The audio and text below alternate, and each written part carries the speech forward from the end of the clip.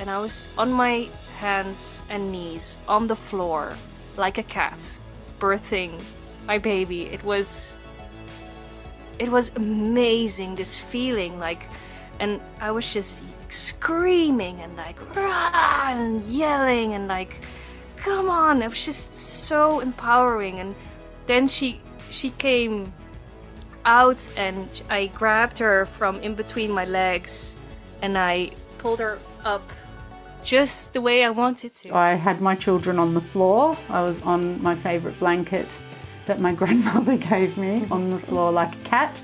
And I realised in that moment the potential of what our bodies can really do as women. Like I could feel his head, I could do my own internal, like, yeah, his head, I could feel it. I was in tears, I was just in tears and overwhelmed with gratitude. Hi and welcome to the Natural Birth Podcast, the podcast that is bringing embodied birth wisdom from women from all over the world sharing their natural birth stories. Don't forget to subscribe and download so that you can always have access to these empowering and positive natural birth stories. Hello, Malou, and welcome to the Natural Birth Podcast. Thank you so much for having me. Such a pleasure to have you from your magical bus. So today you're going to share your two birth stories. The first one, intending to be a home birth, becoming a transfer, and your second redemptive birth not too long after. So let's dive on into, becoming pregnant.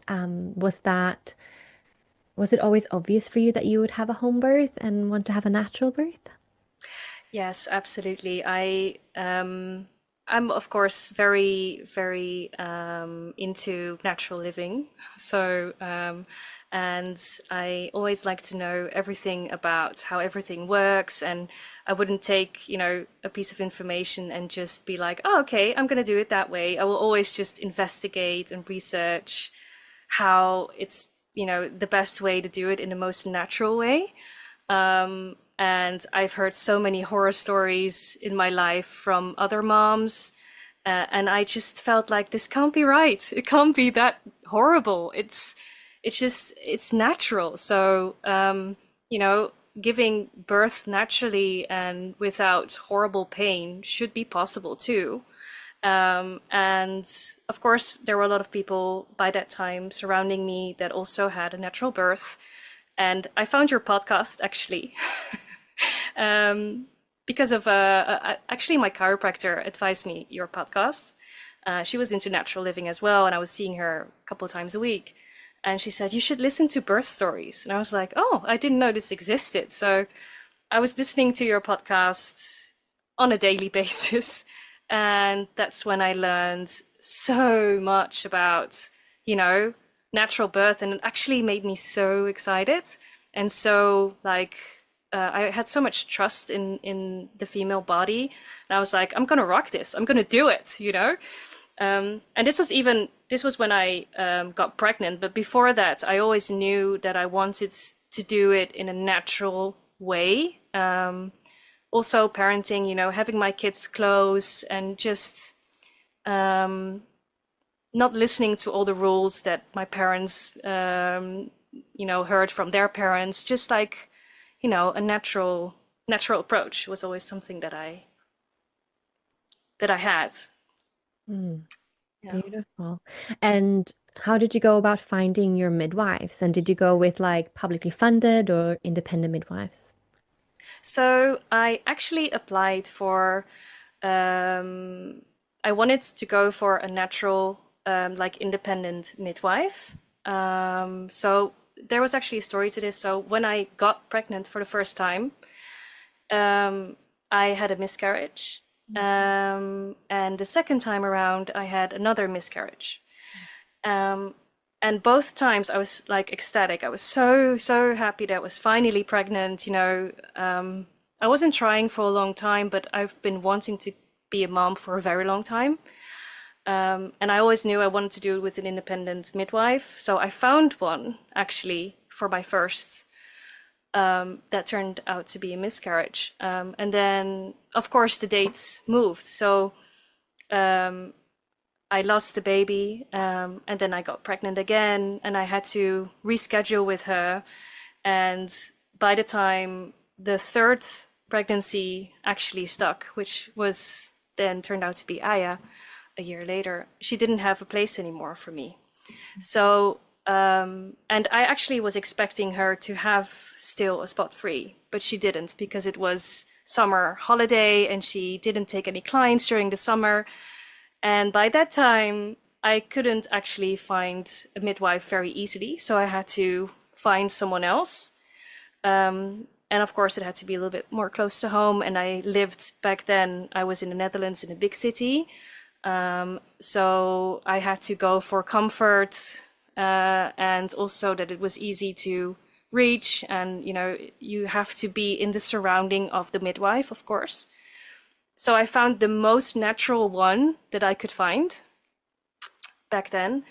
And a friend of mine went to that place as well, and she had really good experiences, and they were also very naturally minded. So I went there and I felt good. And I had this wonderful midwife that I was having all the appointments with during my entire pregnancy. She was my favorite, but she didn't end up doing my birth. So I think now looking back, this was also something that I wish I could have prevented or I would have known, because the actual midwife, and, you know, nothing horrible to her or whatever. I'm not, you know, going to talk negative about any of them because they're just doing the best they can, right? So, but she was a little bit less experienced. She didn't have children of her own either, which doesn't have to be a bad thing as well. But she was very young, and the other midwife was just more experienced and more into, you know, the natural way. And I really felt seen, and I was like, this is going to go so well with her. And then this birth was with someone else. So I guess that's where the, you know, that was already the first start. But when I was there during the whole time, I felt pretty good, actually, about natural birth. They felt pretty good about natural birth too. So it was a match. It looked like a match, yeah. So let's dive into the early signs of labor approaching. Did you have them or did it start with a bang? Yeah, so it was funny because it was the evening before and I lost my mucus plug. So I heard from your podcast. I didn't even know what the mucus plug was. Nobody tells you. They don't tell you in school. Nobody has ever told me, not even, you know, friends who have given birth. So the evening before, I lost my mucus plug. And it was in my panties, and I was like, I lost my mucus plug. And my boyfriend was like, what? What did you lose? Like, what's going on? I was like, yeah, it's the slime. It means it's starting. And look, it's all beautifully pink. And it's like, I was like, she's coming. I'm so excited. And I was crying because I think we went to the restaurant before, and I was like, I didn't feel good. I felt like I even had contractions already in the car, like sort of Braxton Hicks contractions. I was like, whoa, this is intense. So I told him, I said, I don't want to go to the restaurant. I don't feel good. Let's just, you know, get some takeaway or something. And he went to the restaurant, and I was in the car actually with some pain. And then after, when I got home, I lost the mucus plug. So I was like, okay, so it's starting. And then I just went to bed. Nothing happened during the night. I had a good night's sleep, luckily, because afterwards it was going to be a very long time awake for me. So the next day, I think at around 3 o'clock or something, I started to get contractions. And it was, you know, I was like, wow, if this is it, then, you know, that's gonna be super easy. And I was just riding the wave of every contraction. And we got some takeout, and we had, you know, some food, and we put the water in the bath already.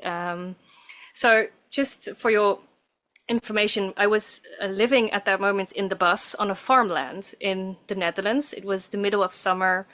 It was warm, but not too warm, because Dutch summers are not very, you know, tropical. or anything. So we had a big, huge tent set up next to the bus, so that we wouldn't have any wind. We had a heater set up.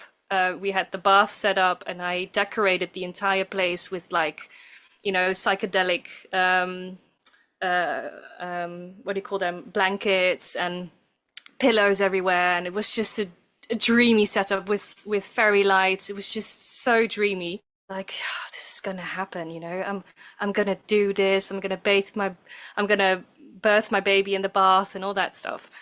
So that lasted until I think about 9 o'clock. My contractions started to get closer and closer together. And then we called the midwife, and the midwife came together with my doula. So I had a doula back then as well. The doula didn't come, I think, at that point. She came later. But yeah, the midwife came. But now in hindsight, she came too early, I think. It was because I just wasn't there yet. And also, I think now looking back, I went into the bath too soon. So, of course, I don't know if I should say looking back, because I did what I could in the moment. Yeah, exactly. So, yeah. But so the midwife came, and then my contractions basically didn't come that quickly anymore. So it sort of regressed a little bit. Which is And so normal when you enter, yeah, like when someone enters your space, even when you have a home birth, it usually does for maybe half an hour to an hour. And then if you fall back into safety with that person in your space, it usually picks up again. But if you don't, and that can be someone you really like and everything, but if you don't fall into that feeling of feeling safe with that person in your space, then you might not really pick up for it might really kick you off, especially if you're in that early labor stage when it's not really fully established. yes, exactly. So that's exactly what happened. Yeah. And she actually went away as well. What I did remember though is that she came and that she smelled like perfume. And I was like, oh no, don't wear perfume, please. I don't like the smell of perfume. I've had it a couple of times actually during this whole birth. That perfume was like my allergy. I was like, of course, I never wear perfume myself. I only work with essential oils or natural smells. And I'm like, perfume is so synthetic and so toxic also that I just felt like all the fibers in my being were like, get away from me, like because of the Yeah. perfume. And that's so common when someone's in labor, especially in birth. And as midwives, we know that. And usually you would never wear perfume. But of course, when you're independent, sometimes maybe she was at a dinner or lunch or whatever, and I think it so. wasn't expecting to go to a birth. Of course, you're Yeah, always on call. It's hard. It's hard. If you're I a can person that imagine. if you're a person that loves perfume, I guess it's really hard to be a midwife and being on Yes, call. absolutely. I can totally, and I totally respect, being on call, and like you cannot put your entire life on hold because you're on call. I totally get that. And she looked beautiful though. I remember she was wearing like shoes with like a leopard print, and I was like, wow, you have really cool shoes. And she had cool jewelry in, and I was like, wow, you look very cool. But yeah, the perfume was just not a good match with me at that point. Absolutely. Yeah, fully understand that. Would never Yeah. wear perfume to a birth. Yeah, so it was, yeah, that was a bit, and I said that to Nevil also. Neville's my boyfriend. I also said to him, "From oh, she was wearing perfume." So, but I could already feel in that moment that I was just like, I didn't say it to her, so I didn't confront her with it. I didn't stand up for myself and didn't ask her maybe to get a shower when she got home again or whatever. So she went away because I wasn't progressing as much, and we called her too soon. It seemed like so she left. What But that time was is already this? Because you said it this. started around 3 a.m. and then what time It are we at now? so this was 3 p.m. in the afternoon. It started, and then at 9 o'clock at night. So this was 9 a.m. at night. That's when she came and she left again. So and then by the time it was I think around 10, half past 10, 11, things started to really pick up. And then the doula came. She was really, really lovely, doula. I saw her a couple of times before birth, and she really understood what I wanted. So we had a lot of talks about it. We had a lot of, she knew my decisions. She knew, for example, I didn't want to get, I didn't want them to intervene. I didn't want, for them to break my water. I didn't want to know how many centimeters far along I was. I didn't want medication, yada yada yada. The whole thing after that I didn't want. So she was aware of that, and that's why I took a doula on, so that she could also protect that, for me, and decide for me when it became hard. So when she arrived, I was like, "Ah, you're here, Now you can come and support me." So at that time, it just it started to pick up. So I started to get more intense contractions, and I was still in the bath. So also, the bath was, now looking back, was not very warm. It was warm, but I think it was like 35.5 or 36 degrees, which seems hot, but it's not really, because your body is 37 degrees. And also, because of course I was on a farmland, there's a lot of cold coming from the ground, because you're on Mother Earth. Like, it's the ground was cold, and it was a little bit windy. And even though we had a tent, it was still, it's just these subtle changes you could feel very easily. So now looking back, I was not very warm, and also I was completely naked. So I was completely naked in the bath. And even though, and I remember that they came in and they were there, and that I kept thinking, I should be okay with this, because I'm a woman, they're women. I should be okay being naked. It's a natural process. I'm birthing naturally. I should be okay with being natural and naked. But now looking back, I wasn't comfortable at all. I was not warm enough. And I felt exposed. I felt really exposed. And when I was just alone with Nevil, it was just so intimate and it was safe. And then when they were there, the whole dynamic changed. And I had this story in my head saying, when they're there, they're going to support me and they're going to be part of my tribe. I'm going to feel safe with them. They're going to be women I can trust on. And then they arrived, and I didn't feel like that. Didn't feel like I could be completely exposed and be myself. So I don't remember every single part of this birth, but I do remember that the midwife asked me, do you want to know? So I was progressing, and she asked me, do you want to know how far along you are? Can I feel how far along you are? And I said, well, I don't want to know, but you can feel you can feel if things are going well. You can do a little checkup. Now looking back, I didn't need a checkup at all. But I just went with it because I thought, what's the harm of her checking if everything's okay? But this was also very personal, of course, and very intimate. So she felt how far along I was, and she didn't tell me. But she did, of course, know. So the whole energy in the room is her knowing how far along I am. So now looking back, I'm like, she shouldn't have checked anything, because then there wouldn't be anything not telling me. So there is nothing, it's just me birthing my baby in a time when my baby wants to come. So after a while, so it went on and it went on, and I remember one point where I started to get really intense contractions in the bath. And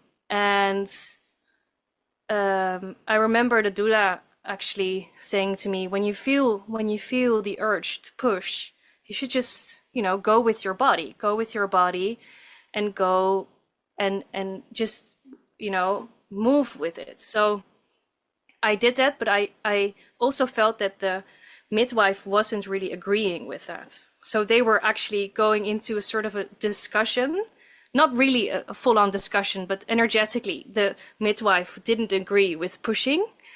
And the doula was like, just trust your body. So I was in a split, like, who do I trust right now? So that sort of went on. It went away again. Of course, my contractions became less and less again. And then she wanted to do a checkup again because the hours had passed. I'm not really sure about the time, but hours had passed again. Are we still during the night? Is it the morning? Is it It's the the next day? night. Yeah, it's in the middle of the night. I forgot the times actually. I do. That's okay. Yeah, so it took the entire night basically. So maybe it was around 2 o'clock at night. I don't know, Okay. 2 o'clock, 3 o'clock. And then she was like, okay, so the midwife suggested to break my waters. It was a suggestion because she said you're in labor for a long time, you're getting exhausted. I'm worried that you are not gonna have enough strength to keep this going. So it's just a suggestion. You don't have to do it. But we can break your waters, and it can happen that sometimes after that, the labor progresses much faster. And then maybe it doesn't have to take this long. And obviously, I was in labor for a long time at that point. Well, at the end of the day, it's not that long, actually. I know, obviously, like having started having contractions around in the mucus plug around 3 p.m. and now we're, almost then like 23 hours. No, not even that. You're 11 hours, sorry. So like 11, that's not like a first time mom. That's not a long time. It's Not not. not according to me. Like I would assume that maybe that's very normal and that maybe you'd have a baby in the morning or, Yeah, before lunch. Like that would be a right. very normal length of labor and birth for a first time Exactly. mom. Exactly. Yeah, exactly. And this is also what I knew because I listened to your podcasts, of course, and I knew this. So I was like, theoretically, I was like, no, but this can take a long time, and I don't have to rush. And so I said, but I was continuously in a split where I was like, okay, maybe I can trust them. Maybe they are, they have the best, and of course they had the best intentions, but it's like not anyone is there to do you harm or to do bad. So I don't believe that. But I was like really, the people pleasing girl in me was trusting them to please them almost. Like I was like, it's like if I say yes to you, then how do I explain this? Like people pleasing behavior it runs so deep. Yes. You don't even know that you're doing it. Mm-mm. And when you do it, you feel relief, which gives you bad advice, actually, because you think the relief means that you must be doing something right and you're doing the best thing for you. But no, you're doing the best thing for your people-pleasing girl pattern, like Yeah. you're agreeing to someone else and then you feel relief and you're like, oh, this must be a good decision. No, Malou, it's not, honey. It's not a good decision. You're just pleasing. So now you're pleasing someone else. So you feel good about that because now they like you more and now they love you more. And which is Mm. obviously Yeah. not true because I need to love me more first and then, Yeah, and I guess when So, you agree to something, you also that tension is relieved. Like that tension of yes, someone else wanting you to do something, then that's what you're feeling. That tension goes away because you said yes. exactly. There's no resistance anymore. So I was like, I'm letting go of this. I even said to myself, maybe it's just a story in my head that I don't want my waters broken. Maybe it is the best thing to do right now. But I did bring up, like, maybe I could get like a contraction storm afterwards. Maybe it's harder to handle afterwards. Is that possible? And she said, yes, it's possible, but it's also possible that, you will get your baby very soon. And then she broke my waters. And of course, that was a relief, because it's a relief when water comes out of your belly, because you feel less, like tight and bloated. So I was like, wow, this feels amazing. But then the contractions came very short after that. And this was the most intense ride of my life. And I tell you, this was so intense. The contractions came one after the other, like 1 minute after the other. No break. I was like continuously trying to, breathe through them, while at the same time still being in a bath that wasn't warm enough, with a heater on because I was cold, with the heater being too hot on my body and my body too cold in a bath, with a breeze because it was in the middle of the night, 4 o'clock, 5 o'clock at night. It was getting really frisky, cold. Nevil by that time was just passed out, so tired. I have a photo of him lying next to the bath with me hanging over it, like he was sleeping, because he was up for such a long time, and he couldn't keep his eyes open anymore. And so I lost him there in the moment when I also needed him the most, actually. Which obviously was not his fault at that time, but and the doula and the midwife were sitting around the bath, and I was just undergoing everything. And I can see, I sent you a couple of photos for the podcast. So I obviously went through all the photos and the videos of my first birth, and I cried like a baby yesterday because I completely forgot about it. But I was just, looking at them, and I saw at every picture they were there. I was never alone. I was always with people around me. And I just, when you're in so much pain and you're like trying to keep it together, you're holding everything in. So your baby is also staying inside because it's not safe. And I remember at that time that if someone would have told me, Malou, just get out of the bath, go into the bus, just go inside. Here's a couple of warm blankets. Who cares if the bus is going to be covered in blood later? It doesn't matter. You can birth your baby on the floor. You can birth your baby on the couch or on the bed or whatever, in the middle of the kitchen. Who gives a fuck? It's like, you don't have to be in the bath.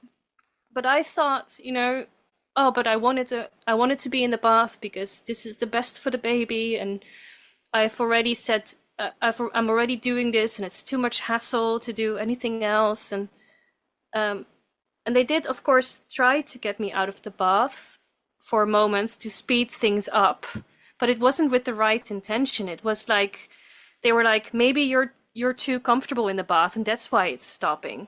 So maybe you should go out of the bath. But when I got out of the bath, of course, I got so much more pain. So because my body was cooling down even more, and I was standing up, and I couldn't hold myself, and if only someone would have said, just go inside, get 3-4 blankets and a cup of tea, put some music on, some incense or some Palo Santo, whatever, just ground yourself back to you, get hugs from Nevil and kisses, lots and lots of kisses and hugs, would have helped so much at that point. But there wasn't any of that. So it was just there battling. It felt like a battlefield, to be honest.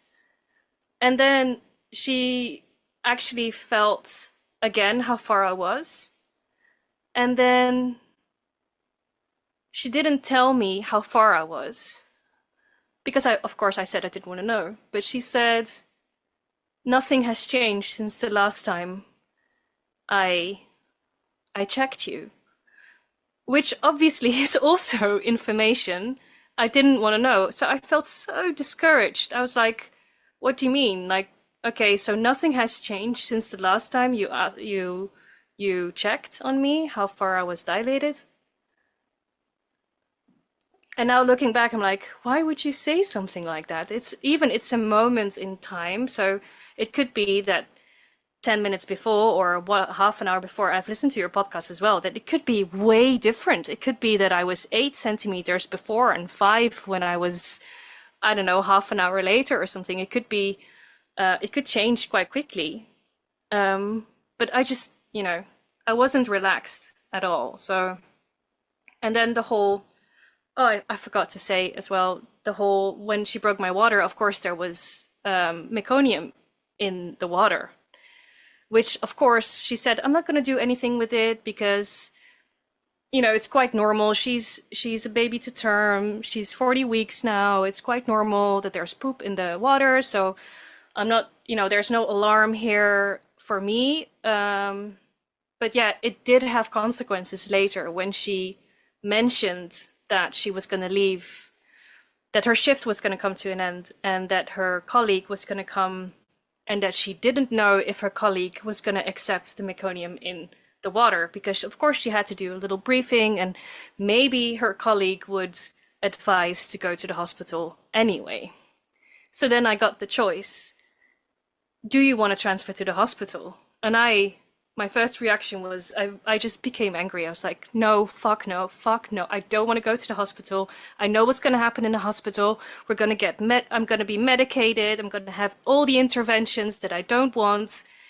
And I was like, so upset. I was like, I don't want to go. I don't want to go to the hospital. I was very affirmative. And then the whole story about the colleague was like, yeah, but maybe she's going to make sure that you have to transfer anyway. So, but it's up to you. It's up to you. You choose what you want to do. But at that point, I just felt lost and alone, and like nobody was really making the decision for me. I had to make the decision, but nobody in their right mind, when you're in that much pain, can make any decision. I couldn't make any decision at that point.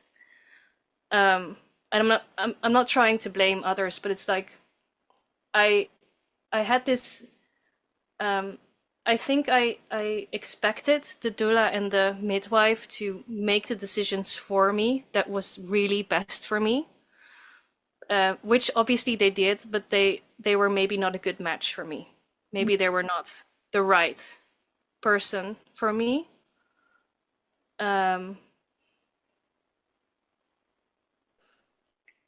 then when the decision comes on your plate and you actually have a completely different idea of what you should do, then you're alone. And then so I had to choose for safety. So I just decided at some point, okay, we're going to go to the hospital.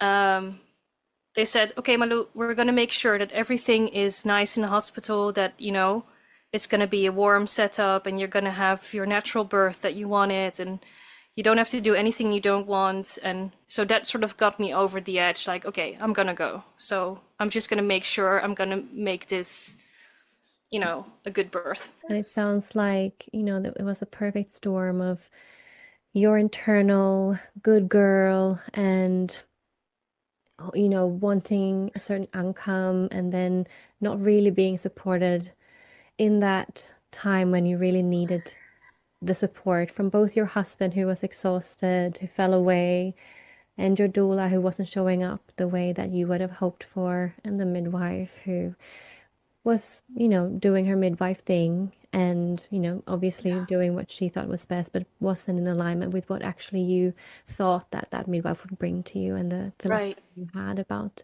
wanting to have your home birth. I think the one moment in the entire birth where I was like, I'm not going to listen to anyone right now. I'm just going to do what I think is best. And I don't want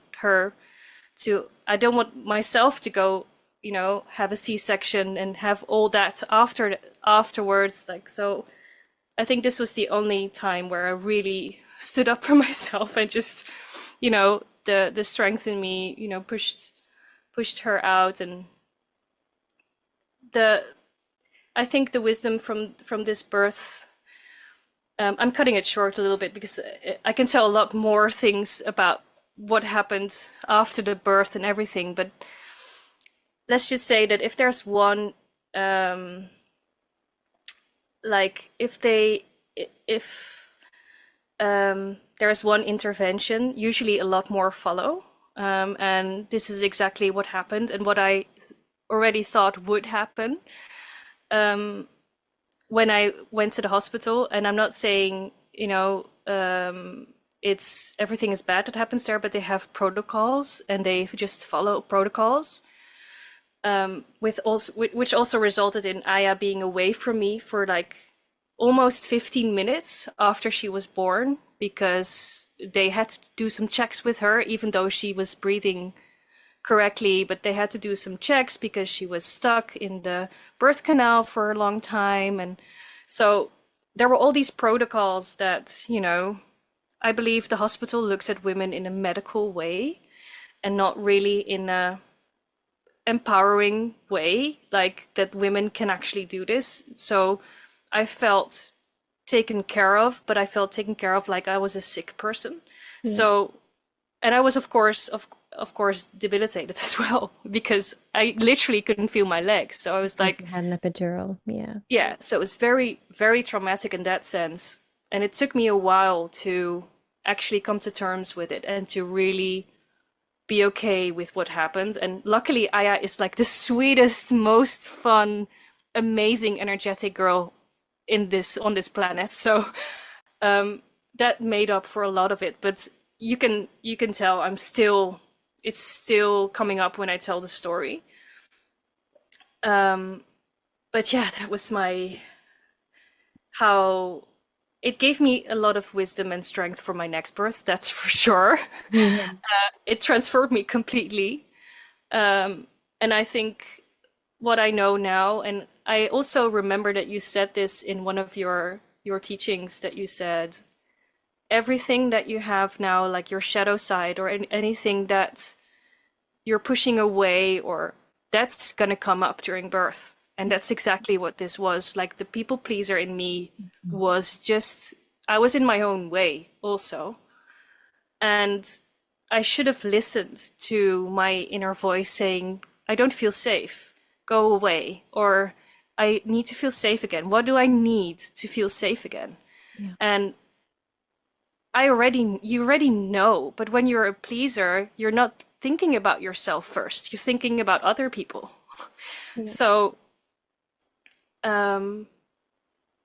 it's something I think I healed during that first birth. Yeah, it was a rite of passage through fire initiation for you, and you didn't have the birth you wanted, but maybe you had the birth you needed to wake up to the patterns that came through in that birth, right? And it's a harsh reality and a rude awakening sometimes, and that's the thing, like, we can't control birth, and we can optimize our way to have the birth we want, but at the end of the day we can't control it. And as you say, I mean, a lot of the times, as you just said as well, the good girl is something we're not even aware of. Like, it just happens. We have all these patterns and we birth the way we live. And so if we go about our life this way, we have to become conscious before, or we have to go through it in birth. And sometimes we have to go through it in birth anyways,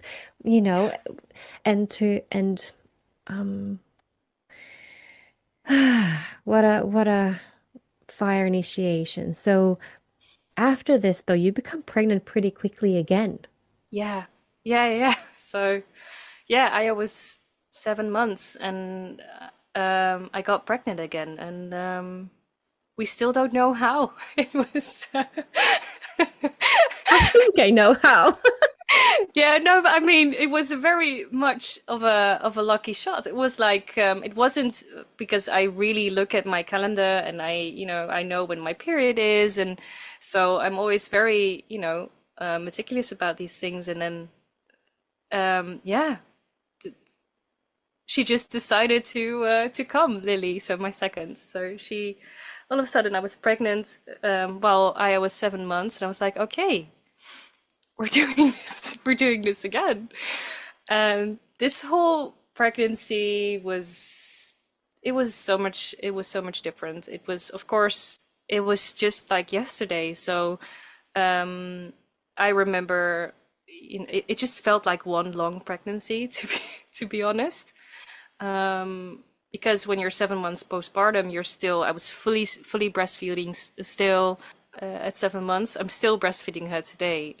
She's 2 years and a couple of months old. So she doesn't seem to be done with it yet either. So I'm doing the natural weaning thing. So, but she's never gonna wean, I think. But yeah, I was still full on taking care of a baby while being pregnant, which was very special as well.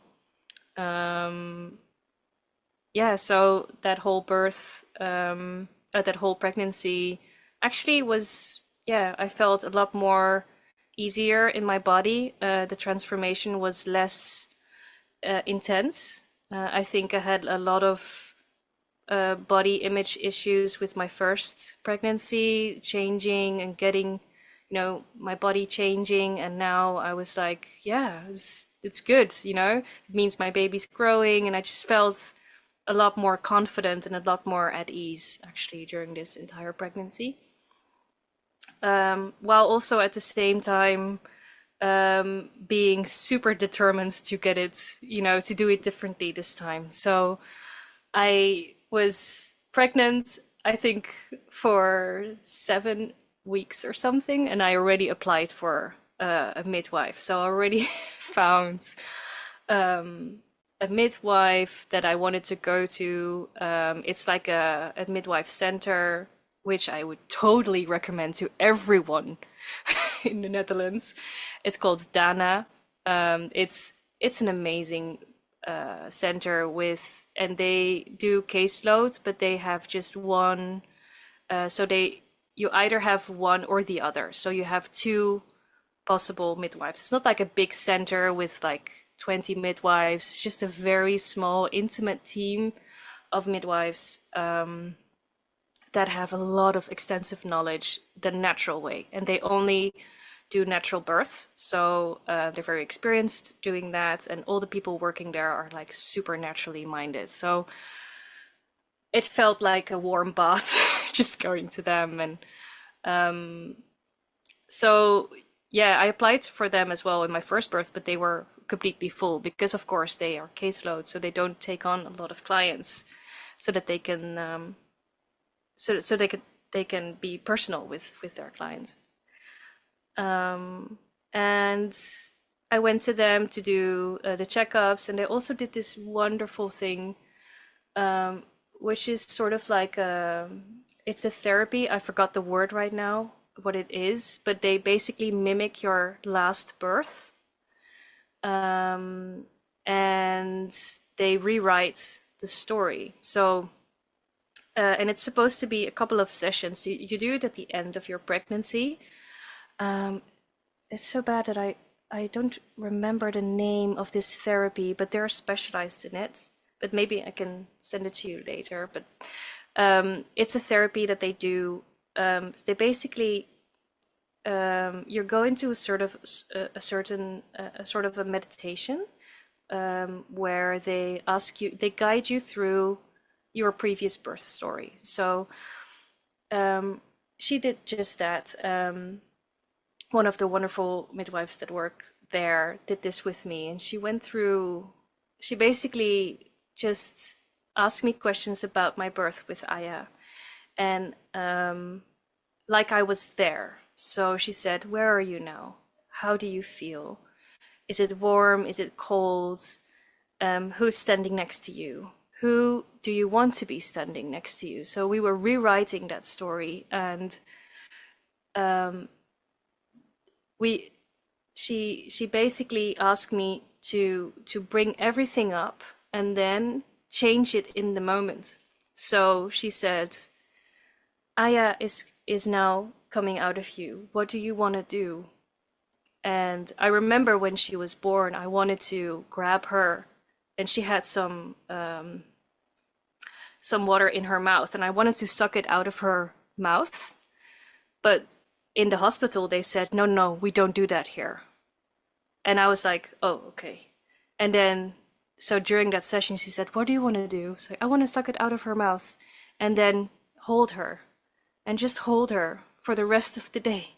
I just want to hold her. I want to grab her and I want to hold her. And then when I said that, she was like, okay, grab your baby, hold her. Hi, Aya. Welcome to Earth. And I was just going, and I was crying like a baby, like, oh my gosh, she's here. Like completely experiencing that whole process again. This was so incredibly healing. It was like, this is how I want it to go. This is exactly how I want to feel, how I want to, and she even said, what do you smell? And what do you see? And, and so this whole, it was so transformative. I would totally recommend anyone who has a similar birth like I did in the hospital or anything traumatic, do that sort of therapy where you go into hypnosis and you rewrite your story. It's super powerful. Yeah. So yeah, that was amazing. I did that with them. It was, I think, in week 35 or 4. And I gave birth at home when I was 36 weeks and 4 days, which is a lot sooner than what is allowed actually in Netherlands, because in Netherlands you cannot give birth at home before 37 weeks officially. Mm-hmm. So, but yeah, we can dive into the next birth story. So it was amazing because this entire week was crazy. We, with our company, every year we have a massive sale going on.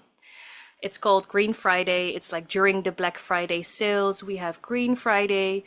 It's our biggest sale of the year. We have a new product launch coming out with lots of natural products and goodies, and there's a lot of prep going into it. The whole team's excited. It's super busy. I was, of course, already on leave, but I'm a business owner, so you're not really on leave.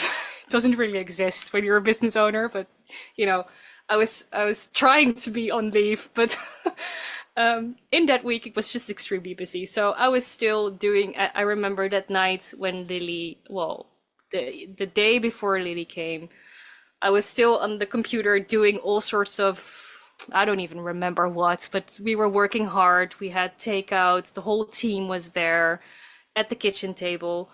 And mind you, we were not living in our bus at that moment. Well, our bus was standing in front of our office warehouse. And we were actually sleeping upstairs in our warehouse. So we had a little bedroom set up there. And I already thought, okay, I'm going to be inside this time. I'm going to be inside in a warm room where there's temperature control, where, I have everything I need. I even ordered I ordered a hospital chair to like a toilet chair and like special bed things, to make it comfortable. I had everything prepared. I thought, I'm not going to the hospital this time. If you need anything, I rented everything. It's in that corner of the room. It's going to happen here, no matter what. So I had this entire room set up with like, just a bed and comfortable. But obviously I wasn't prepared because I was 36.4 weeks. Yeah. So the bath was not set up. Nothing was done. Luckily, the toilet seat was there. I'll get to that later. It's a hilarious part of the story. During this big sale, at one point I said, guys, I'm going upstairs. I don't feel very well. I feel a bit tired. They were like, yeah, of course, you're pregnant. Come on, go upstairs. Have a sleep. And Nevil was actually working all night still because he had to do the last things for the email campaign that went out the next morning. And so he was still working at like 11 o'clock at night. I went to bed with me together. We were sleeping in the bed. And then I stood up from the bed, and then my water broke all of a sudden. I was like, what? I never had my water broke, of course, naturally. So it was like, and it's, people say when your water break, it's not like this movie moment. At that point, for me, it was a movie moment where it was just like completely wet on the floor and the bed, and I was like, "Whoa, what's going on?" So I walked to the office, and Neville was sitting there, and I said, "We're gonna have our baby tonight." And this was, of course, a very crazy moment. He was like, "What? Now? But tomorrow we have our Green Friday sale, and what the fuck? And now are we? No, this is impossible." And okay, cool. Yeah, we're gonna do it. Yeah, okay, I'm gonna set up the bath. So he set up the bath and everything, and called the midwife. I said, "Okay, it's happening. My water just broke," and she said, "Okay. Great, then take it easy. Just, it can take a night or maybe tomorrow we'll see each other. Just let me know when things progress and, time your contractions and just let me know. You've got this, girl. I trust you." She was so great. Already on the phone, I felt like she really said, like, "You've got this, like, you're ready, honey. Just go for it." And I was like, "Yeah, I'm gonna go for it." So I went to bed again. I was lying in the bed, and now this was the most epic. The entire birth, I was alone. Neville was actually setting up the bath and trying to make the bath work. The bath didn't work. At one point, he was just calling with his dad on speakerphone, and I remember screaming at him at some point, "Honey, just the bath is not gonna work. Just leave the bath the fuck alone. We're not gonna do the bath. She's coming right now." It was going so quickly. I was actually in my bed, just in my sweater, just breathing through my contractions. So I put on a hypnobirthing podcast of hours long, and you have hypnobirthing in different phases, of course. So you have your first phase and your second phase, and then your third phase. And so I thought, I'm in the second phase now, so I'm going to put on that hypnobirthing. And she kept saying, just, that's my baby is coming, and then I'm breathing through it. And I was just breathing in 8 counts and breathing out 8 counts. And then breathing in 8 counts and breathing out 8 counts. I did this I think, for hours. So, but it only lasted 3 hours because I was so relaxed. And they kept coming, of course, more closely together. And it already progressed after, I think, 1.5 hours of having contractions. They started coming closer and closer together. And I thought, she's coming now. Actually, it was already progressing very quickly. So we called the midwife. By the way, in between, the midwife called and she said, "How far along are you?" And I said, "I'm 37 weeks. And I lied to her. I said sorry about that later to her. I said, "I'm sorry, but on my schedule, I was 37 weeks. But she said, "Yeah, you were actually 36.4. And I already knew when I called you. But it's fine. It's fine. It's all good. I trust you. I trust you. So it's fine. It's the secret between you and me." She was the sweetest. But I said, "I'm 37 weeks, so you can come." She's like, "Okay." So, but she lived very far away. So it took her, I think, an hour or hour and a half to come to see me. So by the time she came, I was basically giving birth already. So, but this whole hypnobirthing was just so intense. I was like, but I was really breathing with the pain. I was like, I can handle this. I can. And then when they started coming closer together, I started breathing like more of a, when breathing in more slowly, but then out more powerfully. And it just helped me transition. I could really feel it becoming more strong and strong. And at one point I had to go to the toilet, which was really awkward. So this is where so I had this hospital toilet seat rented. So you can rent these things for free in the Netherlands. It's pretty great, actually.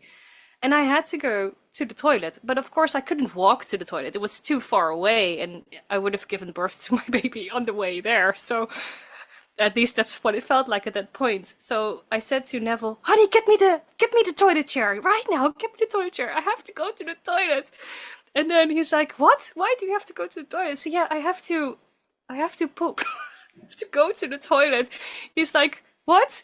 Okay." He's like, "Give me the baby wipes." So I was really like, "You have to get the baby wipes right now. Otherwise this baby will be birthed in poop. I don't want her to be covered in poop." It was like the most hilarious moment. I was laughing at the same time. I was laughing and being in pain and like ordering him around. It was such a weird combination.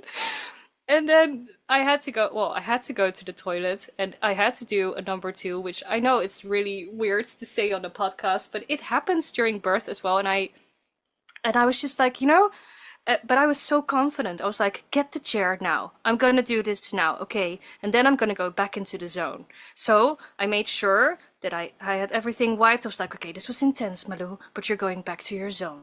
Don't get back into your bubble." So I went to the bed and I was like, "Okay, I'm going to do this again. Malou, you know how to do it. 8 minutes in, or 8 seconds in, 4 seconds out, 8 seconds in, 4 seconds out, 8 seconds in, 4 seconds out. This hurts. And I could feel when I was panicking, when I was losing my breath, and I was like, and then I said, "No, I can't do this.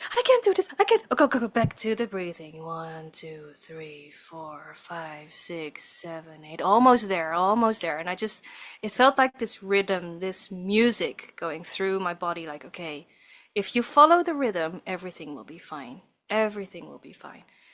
And that was so fucking powerful. It was like the most powerful thing. That was all me. Nobody else was telling me what to do. It was all me in my own head, in my bubble.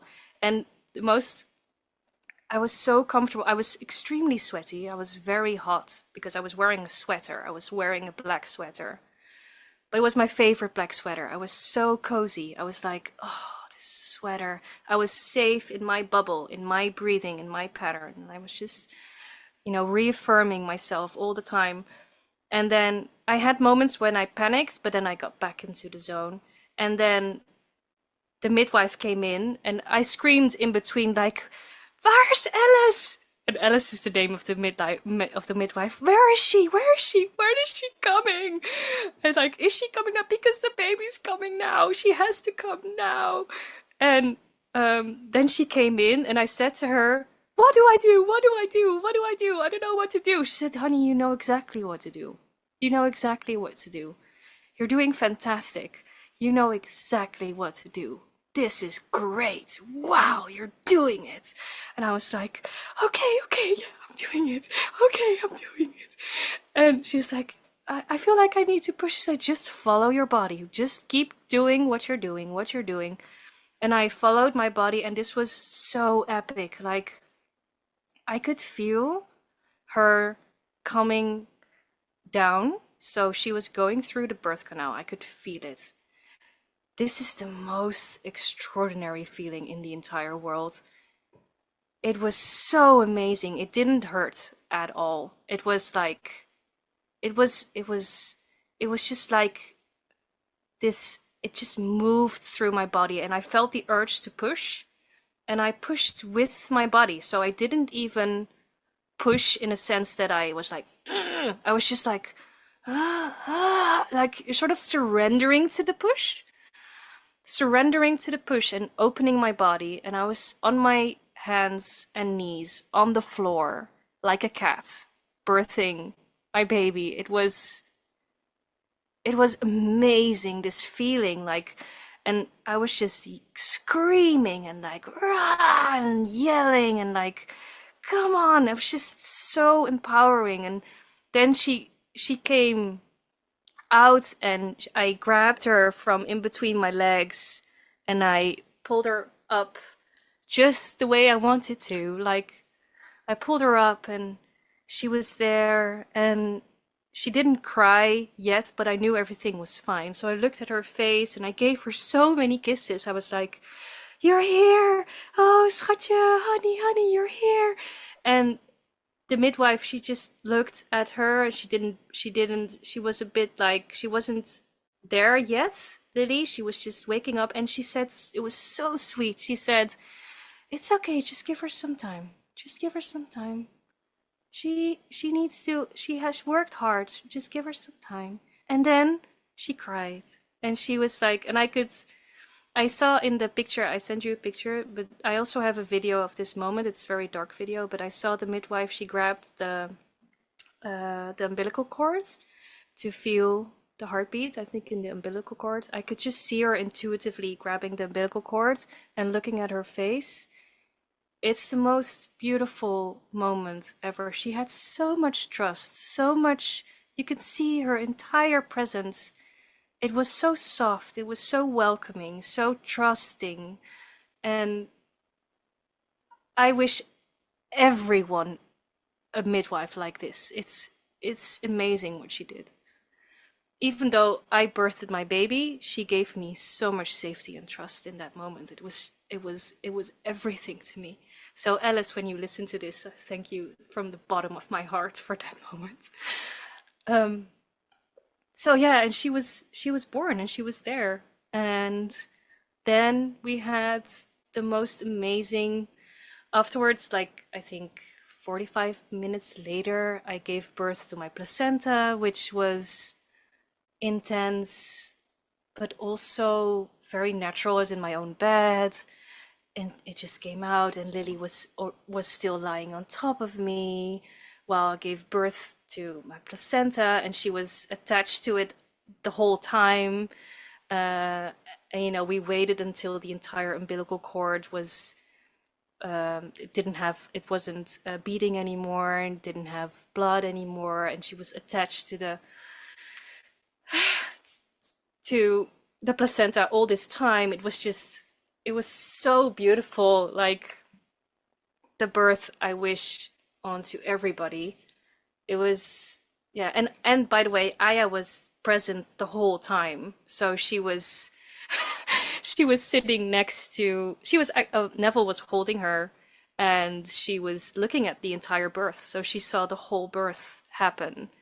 And she was just amazed, and she was just, the first thing she said, actually, when Lily came out, she was like, "Oh, it's chicken." She looked at Lily and she said in Dutch, "Kip," which means chicken, because chicken, of course, raw chicken looks like, so she thought she was a piece of chicken. It's hilarious. It's like, and then she just kept saying, "Baby, baby, baby." And I also believe that, because this was such an intimate experience with her present the whole time, that something healed in her as well at that time, that she saw that, even if something is intense like this, it's still okay. And I really think that for children, it's not that they don't have this whole story in their head that, about pain, and, they just see something happening, something natural, and they're like, "Wow, this is," maybe they're not even wow, maybe they're like, "Oh, okay, yeah, it's a baby."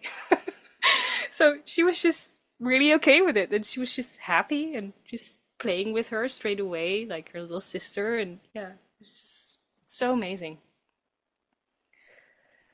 Wow. Beautiful, beautiful. I'm so glad that you had that midwife with you. And that's exactly, what should happen, which this never happens in hospital, or almost never. It's very, very rare that a midwife, when a baby comes out, especially at 36 weeks, that if that baby doesn't cry and um, is reassuring instantly, they would most likely want to cut that cord and do Yeah. something, right? Whereas actually, this is exactly what you should do for any baby, but especially premature babies. Even though I don't Yes. think your baby was necessarily premature just a few days before that 37 week. I mean, that's normal for some babies. Very few percentage, they're normal. And doing that, just feeling the umbilical cord, that is the skill you should have as a midwife. Just, if that's pulsating, the baby's fine. The Yeah. baby's getting oxygen and everything's fine. Yeah, and that's exactly what they didn't do with Aya. They basically they didn't see her cry straight away, or she was a bit like limb. So they cut the umbilical cord straight away without me even asking, even though I put in my birth plan that I didn't want the umbilical cords. I wanted a half lotus or a lotus birth. That's what I asked for. But they cut it straight away and they put her on another table and put like an oxygen mask. And I was like, why would you? I don't understand why you put an oxygen mask when there is an umbilical cord that you could have just kept attached. And because she gets oxygen from that, it's like so natural. Yeah. So it's, I don't understand why this is part of the protocol, to be honest. And I really hope that this is something that they are willing to look at maybe for future births. I really wish this on other women, but Yeah. So it is starting to happen. Again, everything when it comes to maternity care and healthcare, whatever is new in the evidence, they say it takes around 30 years for it to get into practice. And this is, yeah, yeah, unfortunately, this is how it works. So when you have an independent midwife, she can act from the most latest evidence. Whereas when you're in a hospital, even though you might know the latest evidence, the setup is not like that. But yeah, it is starting to happen. So there's some hospitals now that have resuscitation tables that can literally be brought to the yeah, mother. Yeah. yeah, So that you can keep the umbilical cord intact. I mean, you can obviously still have yeah, baby on mum even to do some of those, giving some oxygen if that's needed yeah, or whatever. yeah, Now, that's not necessarily done in the hospital. Actually, as you say, most of the time it's the opposite. And for a long time, even still, some practitioners believe this is crazy, but they believe this is that if you don't cut the umbilical cord, that somehow then the blood would drain from the baby back into the placenta. That is actually still something that people believe. Yes, it's crazy. it's crazy. So Yeah, there's an idea that we need to cut the umbilical cord to save the baby from the placenta. It's crazy. wow, So many crazy insane. Yeah, beliefs out there yeah, yeah, that are yeah, still practiced within the hospital system, which is absolutely crazy. But there's also the opposite. There is coming, and there's some areas that will bring in these modern things, and there is this push towards not cutting and clamping the cord. And you think it would be very logical. I think for us on the outside, as we hear this, we go like, oh, it's so obvious. But it's like within the system, there's just yeah, this belief that no, it's yeah, better that we actually cut the umbilical cord, even though it's pulsating with yeah. blood, and bring that baby away from the mother and Yeah. resuscitate over there. It's like, what on earth? What? How did that Yeah. even happen? But yeah, it's these old Yeah. practices that they're so ingrained. It's believed to be the Yes. best practice. Yes. But actually, what she did for you is the best practice. Yes, absolutely. Absolutely. And everyone who says otherwise, I feel like I've had so much anger to this hospital protocol. And when you say something about it, also even sometimes people around you, they're like, yeah, but they saved your baby, right? At least you're alive. At least you didn't have a C-section. At least you didn't die. At least the baby didn't die. I'm like, that's gaslighting. It's like you cannot do that. It's like it doesn't justify, you know, breaking the natural process. It doesn't.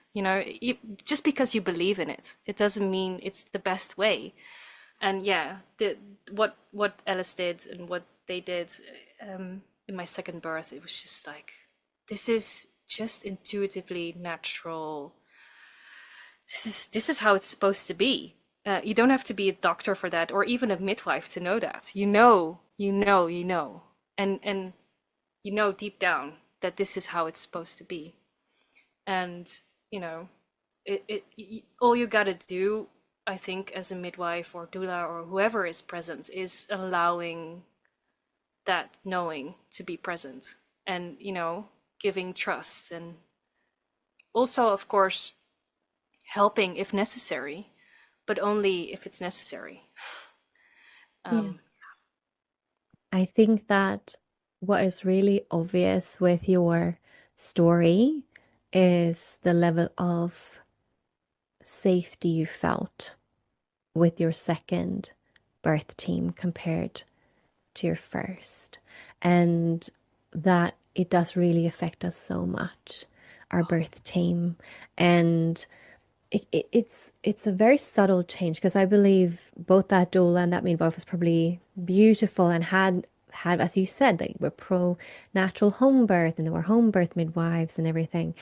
But even so, there's a shift, and this is where women, when they employ their midwives, they need to really tune into, honestly, like, really check your good girl, right? Really check your people pleaser. Yes. And like, you have to really feel on all levels, emotionally, intellectually, spiritually, physically, Yeah. culturally safe with your birth team.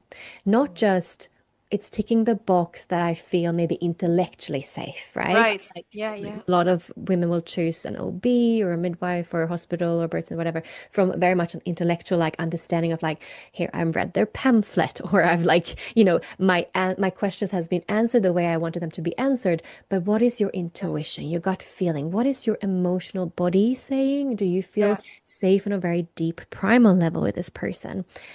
And Yeah. it might be make or break with your birth experience, who you have there. Um, Yeah. and it sounds like you just hit the jackpot the second time. Yes.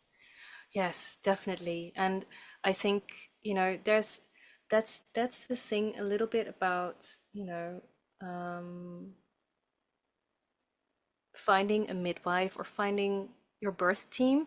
It's not always easy to find someone who, especially with the shortages as well in Netherlands, there are not a lot of midwives left, unfortunately. There are a lot of doulas, Mm. but they're of course not medically licensed, so they cannot make any decision. They cannot, so midwife is necessary sometimes to be there because they can do certain things that a doula can't. Mm. Maybe that's going to change in the future when women are really empowered to do like free births with doulas, and I really hope this is going to be our future. But that being said, now I think it's still very normal to have a midwife with you at a birth in the Netherlands, but you cannot always choose who's going to be there because usually you're part of a center and not everyone is going to feel good to you. So the midwife that I saw during all my appointments wasn't there with my birth. If she was, it would have been different as well. So I would highly recommend everyone to just pick a birth team, and preferably that you know both of them. And if you don't feel good, even if you have four people and there's a team of four midwives, get to know every single one of them. And if you don't feel good with any of them, you should maybe change somewhere else. And it's maybe difficult, but if the chance that the person that you don't like is going to be at your birth, Mhm. yeah. Or, yeah, just be mindful of that, who's in the room. And especially, yeah, just don't let anyone in, especially when you're a people pleaser like me. Yeah. And it is a very tricky situation in our world right now, because a lot of women will not have maybe even access to a home birth midwife or doulas Nope. within their area.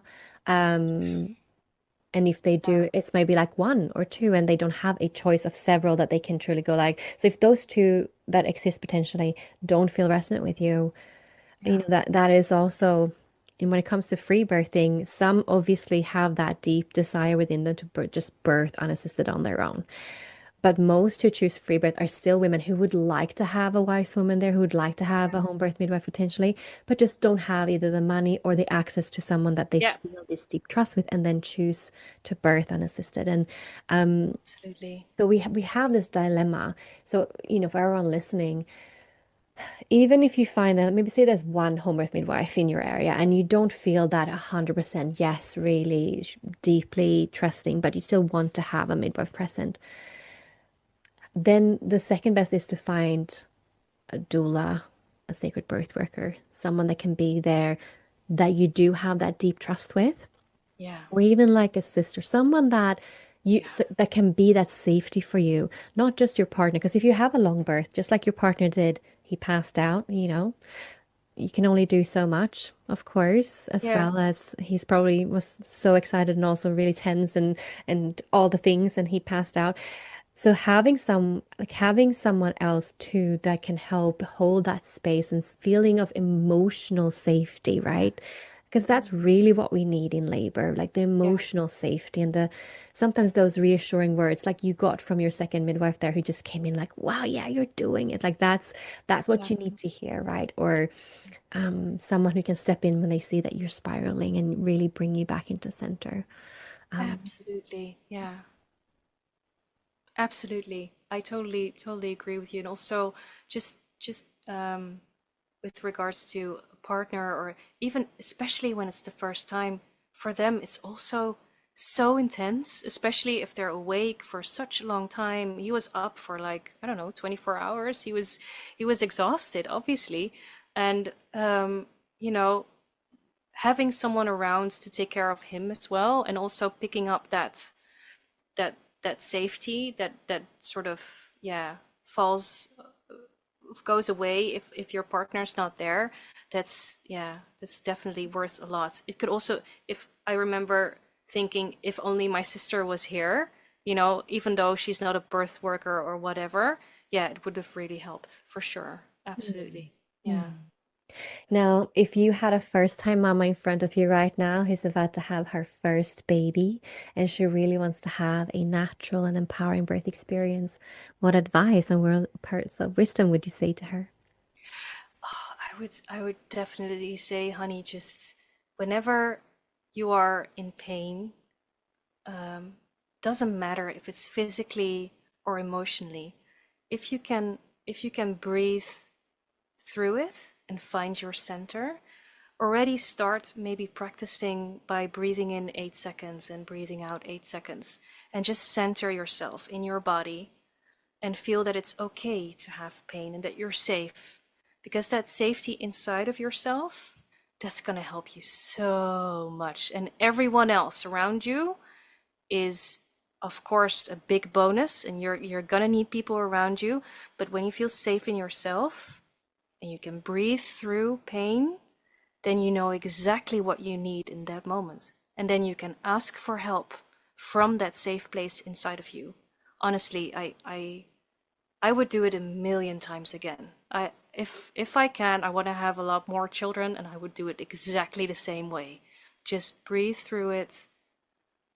And I'm not just saying like just breathe through it. It's like, no, just find your safe space inside of yourself. Close your eyes.